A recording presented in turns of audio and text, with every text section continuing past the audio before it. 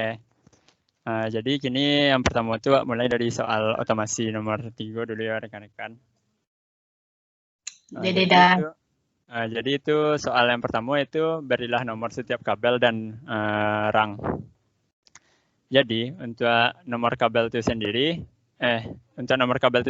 merupakan yang ada dari SIKO, yang IKO, SIKO, dan SIKO. Untuk yang udah gambaran tadi nampak rekan-rekan? Nampak dah.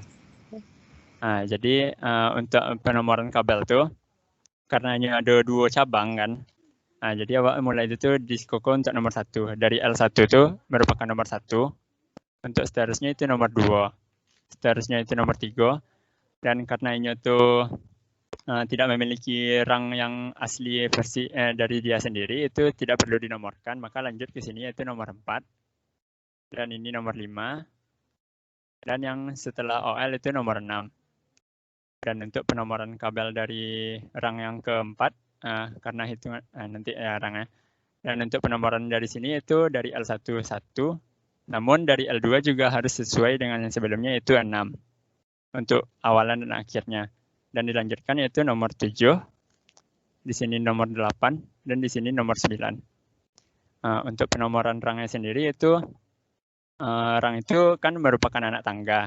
Jadi anak tangga itu ada 1, terus dari sini juga ada sebenarnya, tapi karena dia paralel.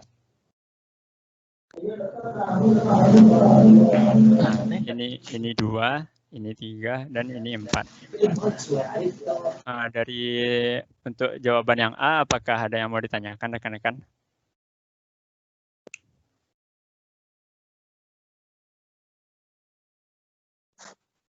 Tidak ada. Berarti sampai saat ini pas kan? Pas dah. Jadi selanjutnya itu yang B itu apa jenis switch pada tombol stop, start, FS1 dan TS1 dan tipe masing-masingnya. Itu pada stop itu merupakan push button, namun bersifat normally close. Sedangkan pada stop 2 itu push button bersifat normally close. Pada start 1 merupakan push button, namun dia bersifat normally open. Pada start 2 dia push button dan dia bersifat normally open. M1 itu biasanya disebut relay dari M1. Dan untuk M1 yang di sini sendiri merupakan output, itu bisa juga dibilang motor. Untuk overload ini antisipasi apabila kelebihan arus listrik.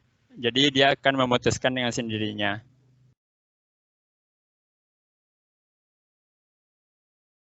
Untuk di rung 4 itu ada FS atau yang biasanya diketahui dengan level switch. Untuk TS yaitu thermostat switch.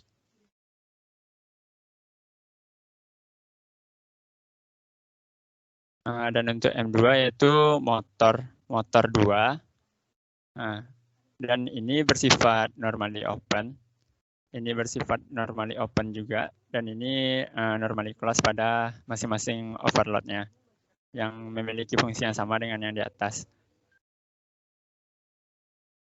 Sejauh ini apakah ada pertanyaan rekan-rekan? Izin bertanya ada. Silahkan. Saya Alfisya Rahmi, BP 3024 ingin bertanya untuk yang push button yang stop tuh selalu normally close dah. Terus yang start yang push button juga selalu normally open dah.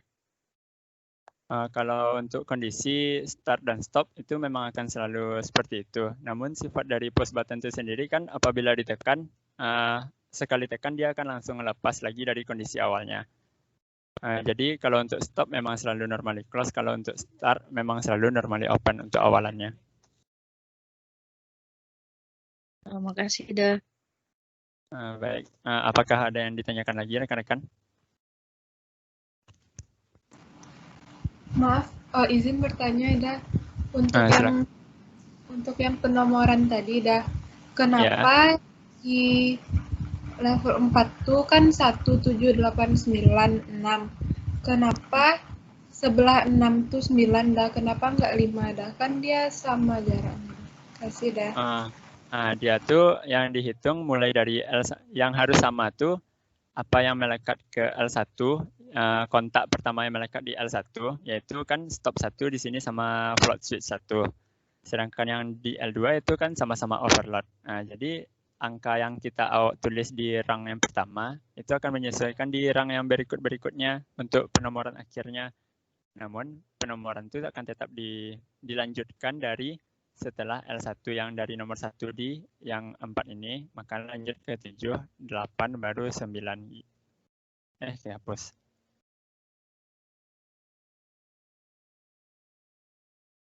Gitu. Jadi masih paham atau ada yang mau bertanya lagi rekan-rekan?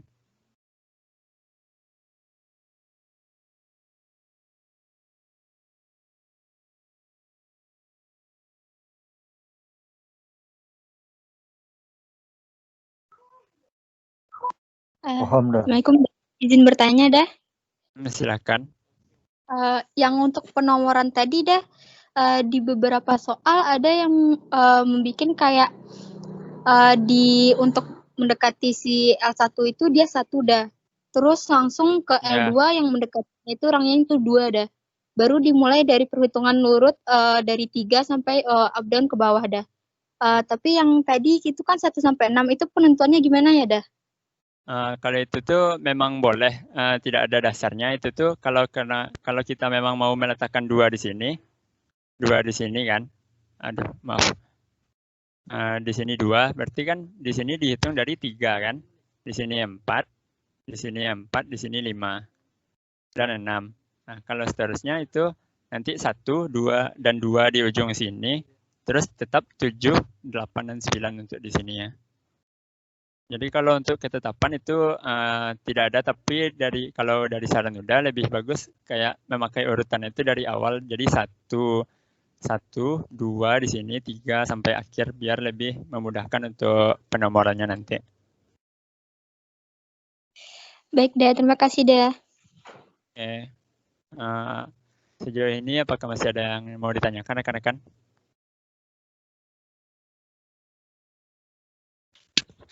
Dah, izin tanya dah. Silakan. Itu yang di dekat L1 itu udah kan ada nomor 1 sampai 4 udah. Itu menunjukkan apa tadi dah? Itu menunjukkan penomoran kabel. Yang L1 ini menunjukkan rang. Yang itu dah, yang di dekat rang ini itu kan? dah. Iya. Anak tangga. Oke dah. Berarti kalau yang 1 sampai 6 tadi itu menunjukkan apanya dah? Kalau yang penomoran kabel. Kalau yang di dalam kabel itu penomoran kabel, namun kalau dari tangganya itu baru rang. Oke. Terima kasih. Apakah masih ada yang ingin ditanyakan rekan-rekan? Izin bertanya dah. Silakan. Yang bagian paralelnya kenapa nggak diberi nomor dah? Karena dia tuh kan kabel itu tuh mengalir listriknya kan dari bentar. Listriknya kan mengalir dari sini, ya kan? Jadi listrik itu tuh terhubung ke sini, dan dia tuh nggak perlu dinomorin karena dia tuh setara sifatnya yang bertiga nih. Jadi cukup yang penomoran itu yang di atasnya aja. Kecuali dia itu memiliki rangnya sendiri. Kalau misalnya kayak gini, baru diulang lagi nomor 1 dan nomor 6 di belakangnya gitu. Makasih dah. Oke. Apakah masih ada yang ingin ditanyakan rekan-rekan?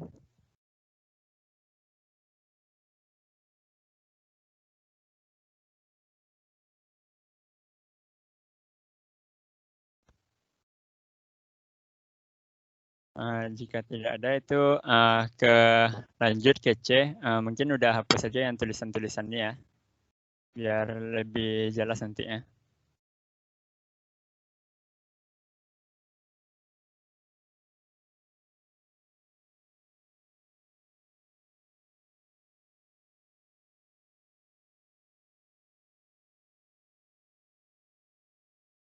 Jadi untuk logika rangkaiannya itu kan L1 sama L2 itu kan terhubung ke power supply, ke arus listrik untuk L1 dan L2. Jadi dari awal itu arus listrik itu mencapai sini, dari awal itu mencapai kontak pertama sebelum jika hanya diaktifkan dari power supply saja.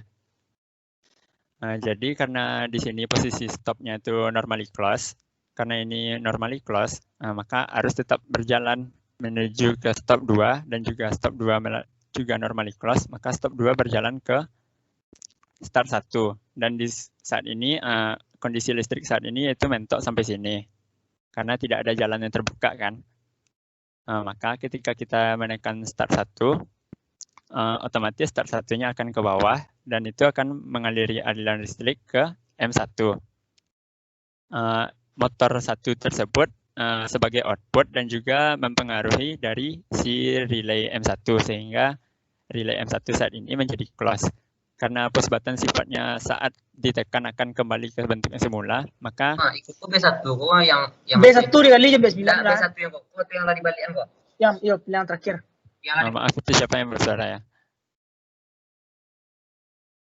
Jadi untuk start 1 kan akan kembali ke awalnya, berarti saat ini listrik yang di sini semula ada di sini itu arusnya terputuskan, namun akan dilalui oleh M1. Sehingga saat ini kondisinya seperti itu untuk pengaliran aliran listrik dan akan berjalan ke overload yang dimana ini bersifat normally close dan akan mengaliri arus ke L2. Overload di sini nantinya kalau aliran arus tersebut melebihi dari ketentuan itu akan otomatis dia akan menjadi normally open sehingga arus untuk ke sini untuk ke L2 terputus. Dan untuk kondisi di rang 4 itu level switch biasanya digunakan untuk mengukur suatu tekanan air. Jadi di dalam suatu wadah akan ditetapkan berapa ukuran yang diinginkan. Sehingga nanti apabila ketentuan tersebut terpenuhi, maka float switch tersebut akan menjadi close sehingga aliran listrik berjalan ke termostat.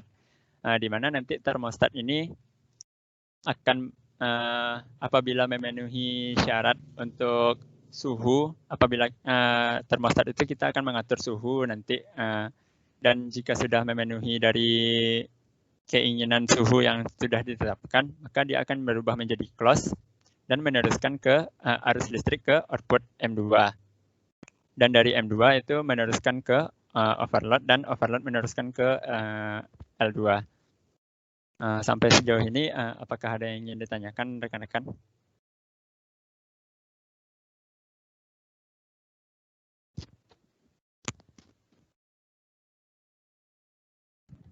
Izin bertanya, dah.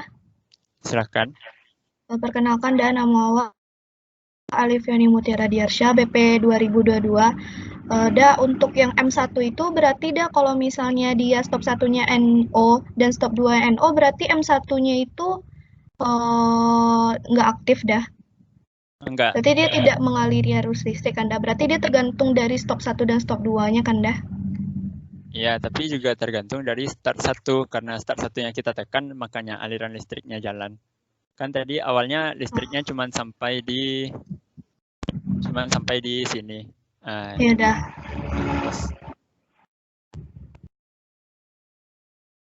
Baik dah, makasih dah. Oke. Apakah masih ada pertanyaan rekan-rekan? Dah, dikit lagi dah. Silakan. Berarti dia setelah dari motor 2 itu udah kan overload ya dah. Jadi dia kembali ke L2-nya nanti itu dah. Maksudnya? Kan dari overload tuh tadi udah nyebutkan kembali ke L2 udah tadi. Ya.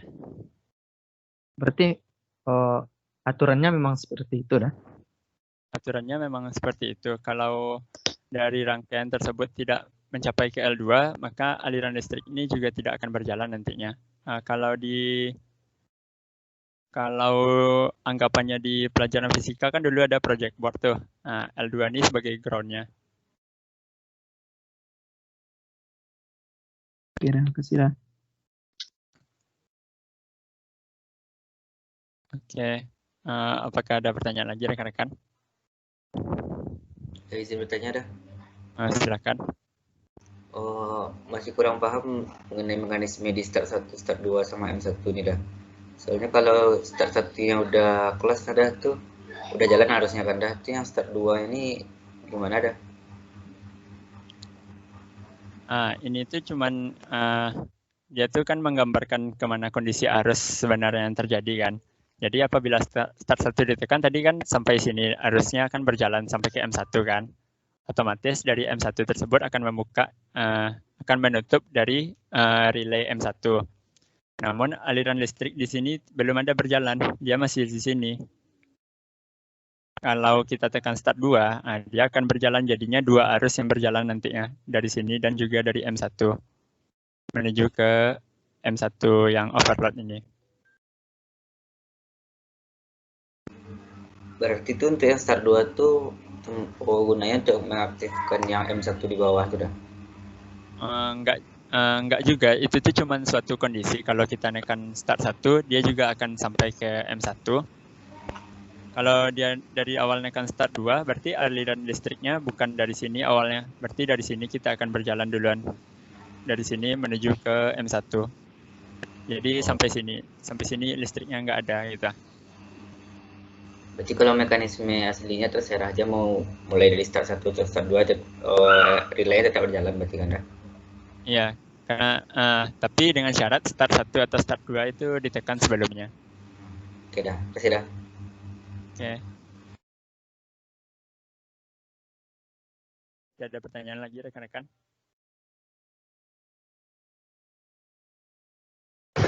Izin bertanya dah. Silakan. Kan tadi kita kalau udah sampai aliran listriknya ke M2, nanti kan prosesnya terus berjalan dah. M2 ini memang nggak ada relaynya dah. Sebenarnya M2 dan M1 ini sebagai output, mungkin sebuah lampu atau apa indikator yang akan menentukan, tapi kebetulan output untuk si M1 ini ada relaynya di M1 di bawah ini, jadi dia akan mempengaruhi yang ini. Sedangkan untuk M2 dia tuh memang tok untuk output aja gitu. Oh, jadi M2 tuh seperti peringatan gitu dah. Jadi kalau untuk mematikan atau menghentikannya secara manual gitu dah. Iya. Oke, dah masih dah. Oke. Apakah masih ada pertanyaan lagi rekan-rekan?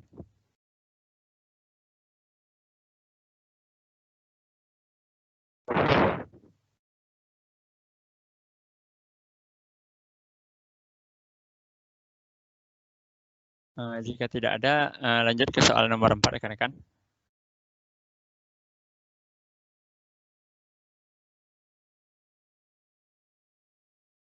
Baiklah, jadi untuk soal nomor 4, yaitu kan di sana ada buatlah ekspresi logika dalam bentuk paling sederhana dan buat rangkaian logika. Sebelum kita, ini sebelumnya udah nampak tabelnya kan? Udah. Nah, sebelum kita menuliskan ekspresi logika itu, kita menuliskan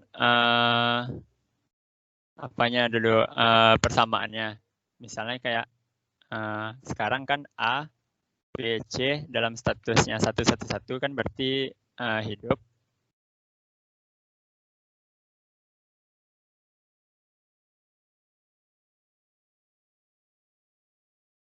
Jadi ABC sama dengan 0 kan, dan A, B, C aksen juga 0, Nah, kita tuh ngambil yang untuk satunya. Berarti dengan kondisi A, B aksen C sama dengan 1. A, B aksen C aksen sama dengan 1. A aksen B C sama dengan 1. Untuk seterusnya dari rekan-rekan mengerti penulisannya kan? Soalnya yang kita butuhkan itu cuman yang memiliki output di X-nya. Nah, jadi kita akan mengambil yang ini. Dengan persamaannya itu A, B aksen C tambah A, B aksen C aksen tambah A aksen BC. Untuk tanda tambah ini, tanda tambah itu apabila salah satu dari yang ini atau ini memenuhi syarat, maka output tersebut hidup. Nah, jadi lanjut ke penyederhanaan.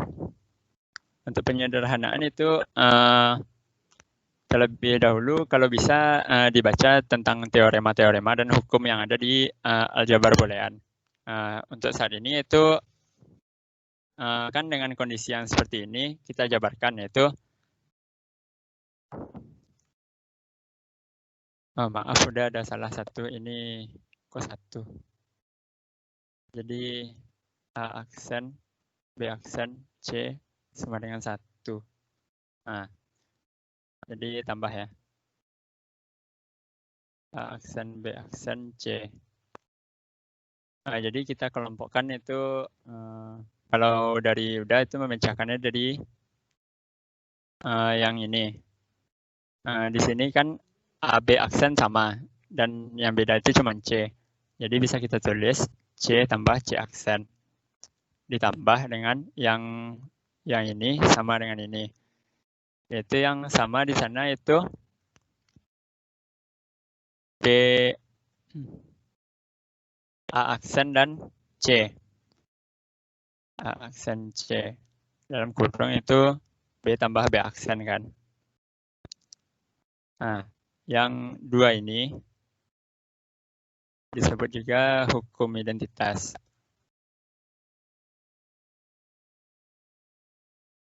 Kalau agak sulit mencari pengertian dari hukum, mungkin bisa aja dilogikakan. Untuk C itu bernilai 1, C aksen bernilai 0.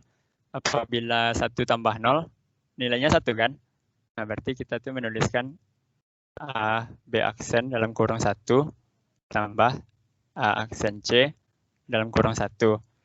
Jadinya itu A, B aksen, tambah A aksen C.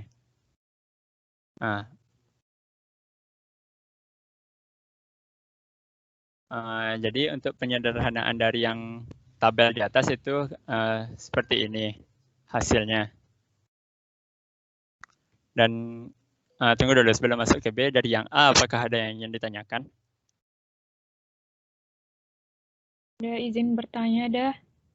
Silahkan. Nama Tiara Febrianti dah, BP 1015. Ini maksudnya aksen C aksen itu dia bernilai off atau 0 kan dah? Kalau di PPT itu sama kayak B topi, C topi gitu kan dah? Sama aja sama. Terserah kita. Ya sama, memang ada beberapa referensi yang jadiin A topi atau A aksen. Iya dah, kasih dah. Oke. Sejauh ini apakah ada yang ditanyakan lagi rekan-rekan? Insyaallah enggak. Oke. Berarti kita lanjut ke pembuatan rangkaian logika. Jadi untuk penggambaran logika itu kita menentukan A, B, dan C.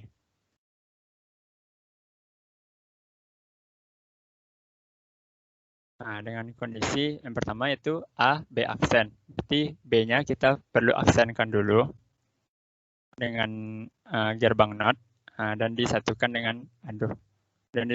dengan A dalam bentuk dan.